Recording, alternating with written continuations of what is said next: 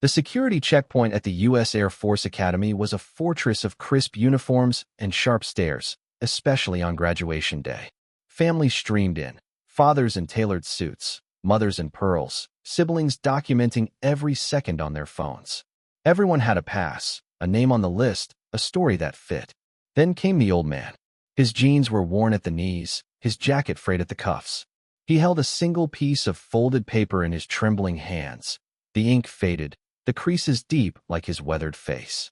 When he stepped forward, the gatekeeper didn't just stop him. She recoiled.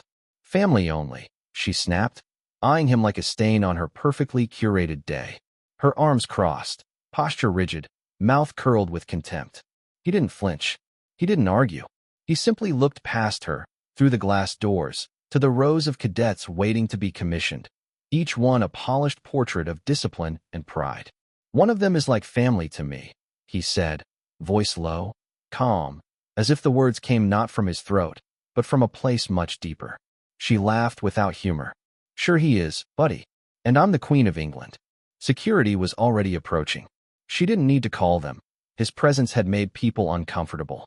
The wrong kind of old, the wrong kind of poor. But what she, and everyone else, didn't know was that 12 of those cadets owed their very future to him. Not metaphorically, literally. The food they ate, the roofs over their heads, the second chances they never spoke of. He wasn't their father by blood. He was something rarer, a quiet rescuer who never asked for thanks. 17 minutes later, as the official program began and the cadets filed in with military precision, the ceremony took a turn. One by one, a dozen graduates halted before receiving their commissions and requested permission to speak. What they said next would change everything. As they each took the mic and told the same story, his story, the woman at the door would feel every word like a stone in her throat. And for the first time all day, the room wouldn't rise for rank, it would rise for respect. Welcome to the Veteran Voices. Before we continue with this powerful story, tell us in the comments from which city in the world are you watching this video today? And if you believe stories about unrecognized heroes need to be heard, please hit that subscribe button to support our growing community. We sincerely appreciate each and every one of you. The United States Air Force Academy sits like a crown jewel against the Colorado Springs skyline, its gleaming spires and modernist architecture designed to inspire awe in anyone who approaches. But on this particular May morning, the real inspiration wasn't coming from the buildings. It was supposed to come from the ceremony happening inside Falcon Stadium, where 327 cadets were about to receive their commissions as second lieutenants in the United States Air Force. The parking lots had been filling since dawn. Families traveled from every corner of America to witness this moment. Parents who had saved for years to afford the trip, grandparents who had flown for the first time in their lives, siblings who had taken time off work, brothers and sisters in uniform who had driven through the night to be there. The air buzzed with excitement, pride, and the kind of nervous energy that comes with milestone moments. Inside the stadium, volunteers and coordinators rushed around with clipboards and earpieces, ensuring everything ran according to protocol. The ceremony had been planned for months, every detail choreographed, every moment timed to the second. VIPs had their designated sections, media had their assigned positions, and families had their tickets, their identification, and their proof of relationship to the graduating cadets. That's where Margaret Hensley came in. She was the volunteer coordinator for family seating, a woman in her late 50s who took her job seriously, perhaps too seriously. She wore her authority like armor and her clipboard like a weapon, checking and double-checking every person who approached the family entrance. Her gray hair was pulled back in a severe bun, and her eyes scanned each visitor like a security checkpoint, looking for anything that didn't belong. She had been doing this job for 8 years, ever since her own son graduated from the academy, and she felt it was her duty to give back. She prided herself on maintaining order, on keeping the ceremony dignified, and on ensuring that only authorized personnel entered the sacred space where America's future officers would take their oath. But sometimes duty can become rigidity, and sometimes protection can become prejudice. At 11:15 a.m., exactly 45 minutes before the ceremony was scheduled to begin, an old man approached the family in trance. He moved slowly, not from age, but from something heavier, like someone carrying invisible weight. His clothes were clean, but obviously secondhand, a jacket that didn't quite fit, pants that had seen better years, shoes that were polished, but worn through at the heels. He carried himself with a straight back, though. Shoulders that had once been broad now curved slightly inward. Margaret spotted him immediately. Her radar was finely tuned for people who didn't fit the profile. Families arriving for graduation, typically dressed in their Sunday best. They carried cameras and flowers. They moved with the bustling energy of celebration. This man moved differently, quietly, purposefully, like someone who belonged somewhere else entirely. "Excuse me, sir," she called out, stepping directly into his path. "Can I help you?" He looked up, and she saw his eyes for the first time. They were kind eyes, weathered by something she couldn't identify, but definitely kind. He held up a small folded paper in his hand. "I'm here for the graduation ceremony. One of the cadets invited me." Margaret's expression shifted from curious to skeptical. She had heard this before, people trying to sneak into the ceremony, claiming connections they didn't have, homeless individuals seeking shelter, former military personnel, hoping to relive past glory. She had become expert at spotting the signs. "I'm going to need to see your invitation, sir," she said, extending her hand. He unfolded the paper carefully. It was handwritten on notebook paper, not official academy stationery. The handwriting was neat, but obviously done in haste. "Dear Chief," it read, "thank you for everything you've done for us. We couldn't have made it without you. Please come to our graduation ceremony Tuesday, May 15th at noon. We'll make sure you get in signed with 12 different names in 12 different handwritings." Margaret read it twice, then looked up at the man with barely concealed disdain. "This isn't an official invitation, sir. This is just a note. Anyone could have written this. Do you have proper identification showing your relationship to one of the cadets?" "I don't have blood relation to any of them," he said quietly, "but one of those young men called me family. His name is Marcus Williams. He's graduating today." Marcus Williams. Margaret flipped through her clipboard. Marcus Williams was indeed graduating today, but according to her records, his family consisted of his parents and two sisters from Detroit, Michigan. No mention of any elderly gentleman, certainly not one who looked like he had wandered in from a thrift store. "Sir, I'm going to need you to step aside," she said, her voice growing colder. "This is a family-only event. We have very strict security protocols. If you're not immediate family, you cannot enter." "But they invited me," he said again, holding up the handwritten note. "They said I was family to them." Margaret's patience was wearing thin. She had seen this before, people who formed inappropriate attachments to young military personnel, people who showed up claiming relationships that didn't exist. She had a job to do, and that job was protecting the integrity of this ceremony. "Look," she said, not bothering to hide her irritation anymore, "I don't know what kind of relationship you think you have with these cadets, but this is the United States Air Force Academy. This isn't some community college graduation where anyone can wander in off the street. These young people are about to become officers in the United States military, and we don't let just anyone witness that process." She looked him up and down, taking in his appearance with obvious distaste. "I'm sure whatever you think these cadets owe you, it doesn't warrant disrupting their graduation ceremony. Now I'm going to ask you one more time to leave voluntarily before I call security." The old man stood there for a moment, still holding his handwritten invitation. His eyes moved past Margaret toward the entrance, where he could hear the distant sound of the band warming up, the murmur of hundreds of families finding their seats, the echo of microphone checks reverberating through the stadium. He wasn't angry. She could see that he was just tired. "Please," he said one more time, "I just want to see them graduate. I promised I'd be there." That's when Margaret lost what little patience she had left. She pulled out her radio and pressed the call button. "Security to the North family entrance. Please, we have an individual who needs to be escorted off the premises." The old man didn't wait for security. He nodded once, folded his invitation carefully, and walked away, but he didn't leave the academy grounds. Instead, he found a spot outside the stadium where he could see through the tall windows, where he could watch from a distance the ceremony he wasn't allowed to attend. Inside the stadium, the ceremony began with military precision. The color guard marched in perfect formation. The band played the national anthem. 327 cadets stood at attention in their dress blues, each one representing years of study, discipline, sacrifice, and dreams of serving their country. Margaret took her position near the family seating area, satisfied that she had maintained order, protected the ceremony's dignity, and kept out an obvious intruder. She didn't give the old man another thought. She had more important things to worry about: making sure VIPs were properly seated, ensuring the media stayed in their designated areas, and coordinating with academy officials to keep everything running smoothly.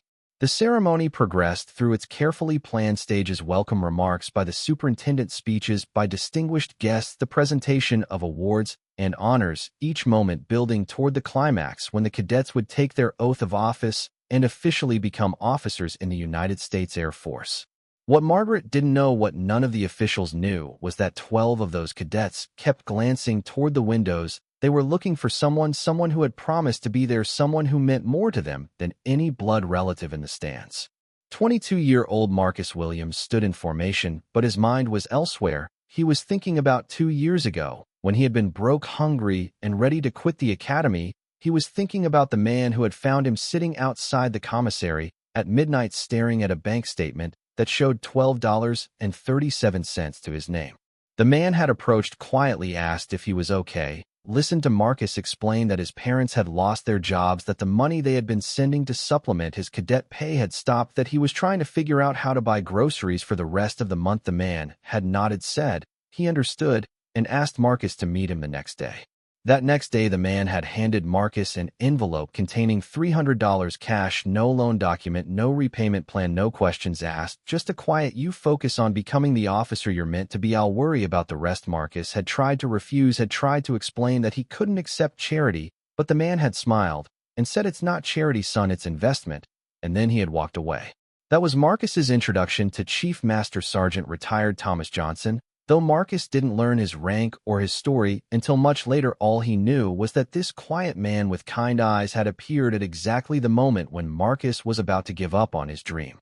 What Marcus learned over the following months was that Chief Johnson wasn't just helping him, he was helping 11 other cadets, each one facing their own crisis, each one ready to quit, each one saved by a man who seemed to appear whenever young airmen needed him most.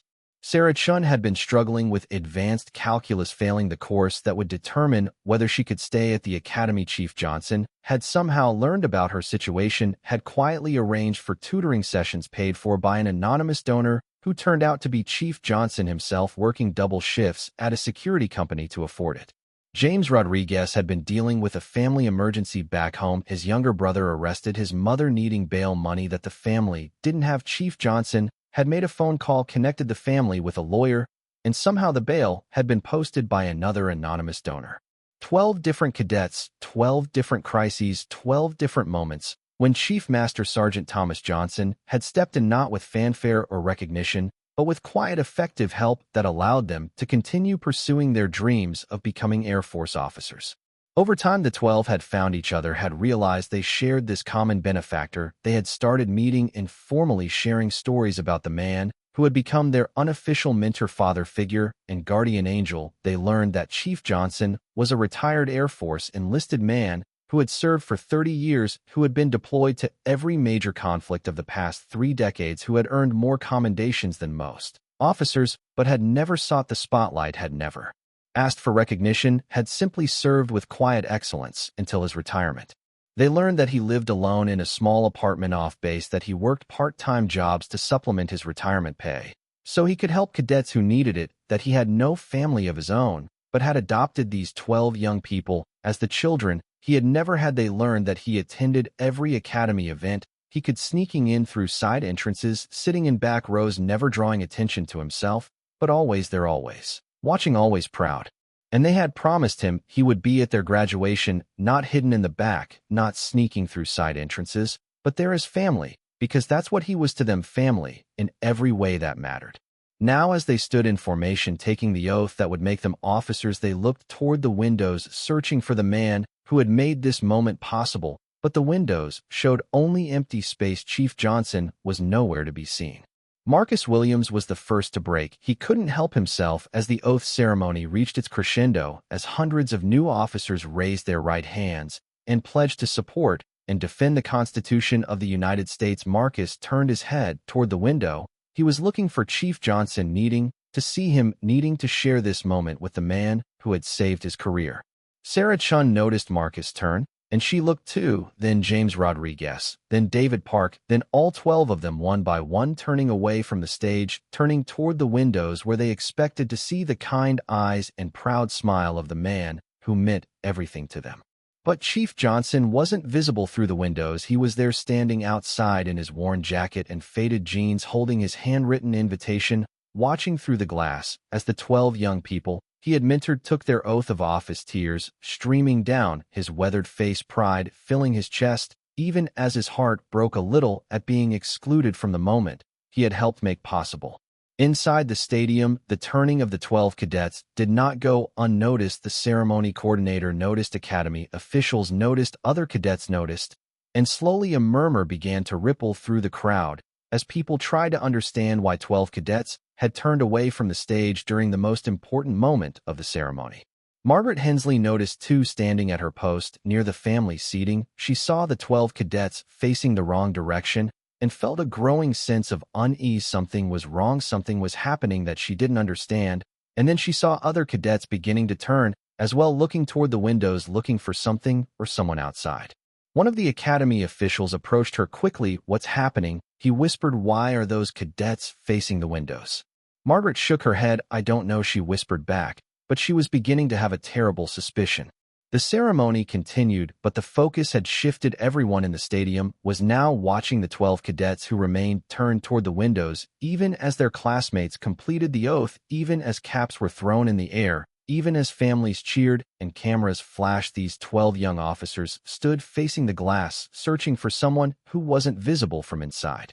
And then Marcus Williams did something unprecedented. He broke formation, walked toward the window, and pressed his hand against the glass. The other 11 followed. They stood there in a line, their backs to the celebration, pressing their hands against the window, looking out at the man who had saved each of their careers, each of their dreams, each of their futures.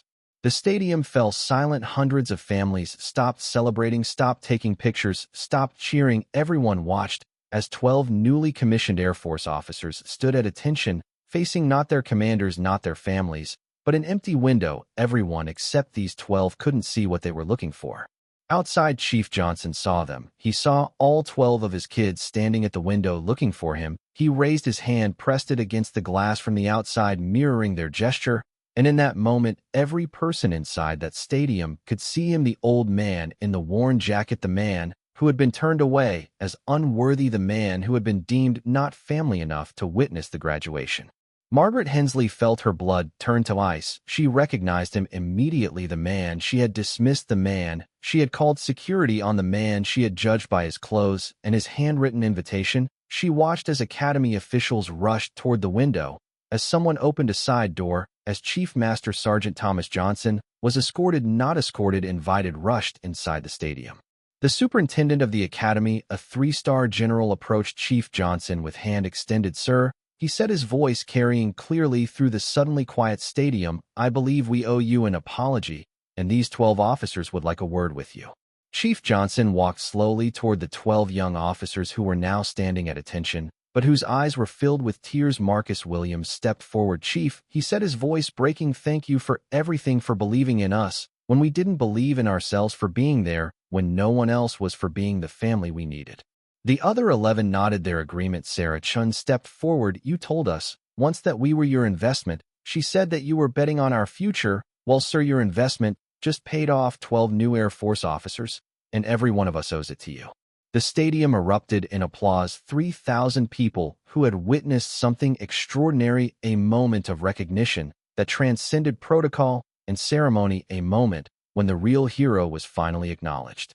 Margaret Hensley stood frozen in place, watching as the man she had dismissed as an intruder was embraced by 12 Air Force officers, as academy officials shook his hand, as the superintendent personally thanked him for his service and his sacrifice. She watched as Chief Johnson was given a place of honor on the stage, as the ceremony was briefly paused to recognize the man who had helped make it possible. Her face burned with shame, not just for her mistake, but for her assumptions, for judging a man by his clothes instead of his character, for protecting the dignity of a ceremony, while failing to recognize the very person who embodied everything the ceremony was supposed to represent: service, sacrifice, putting others before yourself. After the ceremony, as families dispersed and cadets celebrated, Margaret found herself standing alone near the entrance where she had turned Chief Johnson away. She was still holding her clipboard, still wearing her volunteer badge, but she felt smaller, somehow diminished by her own actions. Chief Johnson walked past her, heading toward the parking lot surrounded by his 12 officers who were laughing and talking and planning a celebration dinner. Margaret wanted to say something, wanted to apologize, wanted to explain, but the words wouldn't come. What could she say? How could she apologize for being exactly the kind of person who judges books by their covers, who mistakes poverty for unworthiness, who confuses appearance with character? Chief Johnson paused near her for just a moment. Their eyes met briefly, and she expected to see anger, resentment, judgment. Instead, she saw only kindness, the same kindness that had led him to help 12 struggling cadets, the same kindness that had led him to work extra jobs to pay for their needs, the same kindness that had led him to attend their graduation even after being turned away. No hard feelings, he said quietly to Margaret. These things happen. But Margaret knew better. She knew that some things shouldn't happen. She knew that she had learned something about herself that day, something she didn't like, but something she needed to know. Sometimes the most important person in the room doesn't look the part. Sometimes the real hero wears a thrift store jacket instead of a designer suit. Sometimes family isn't defined by blood, but by love, sacrifice, and the quiet decision to show up when it matters most. Chief Master Sergeant Thomas Johnson never asked to be recognized, never demanded respect, never expected gratitude. He simply served in retirement the same way he had served in uniform, quietly, effectively, completely focused on others rather than himself. But 12 young Air Force officers knew better. They knew that the man in the worn jacket was the reason they were wearing their new uniforms. They knew that without his quiet intervention, his anonymous generosity, his patient mentoring, they might never have made it to graduation day. And when the moment came, when it mattered most, they made sure the world knew it too. They turned away from the pomp and circumstance, turned away from the cameras, and the celebration, turned toward the window where their real family stood watching, and in doing so they reminded everyone present that true honor isn't about recognition or ceremony. It's about showing up for people when they need you most. It's about investing in others without expecting return. It's about being family to those who need family, even when no one is watching, even when no one will ever know. Margaret Hensley learned that lesson the hard way, but she learned it. And sometimes that's how the most important lessons come, to those who need them most at exactly the moment when they're ready to hear them. This story was brought to you by the Veteran Voices. Before we leave you today, here's our question. Have you ever known someone who never asked for recognition, but deserved more than anyone else? Someone who quietly changed lives without expecting thanks? Someone who showed up when it mattered most, even when no one was watching? Tell us in the comments about the unsung hero in your life. And if you think stories like this deserve to be heard, hit that subscribe button to help us share more stories of quiet courage and invisible kindness. We'll see you in the next one.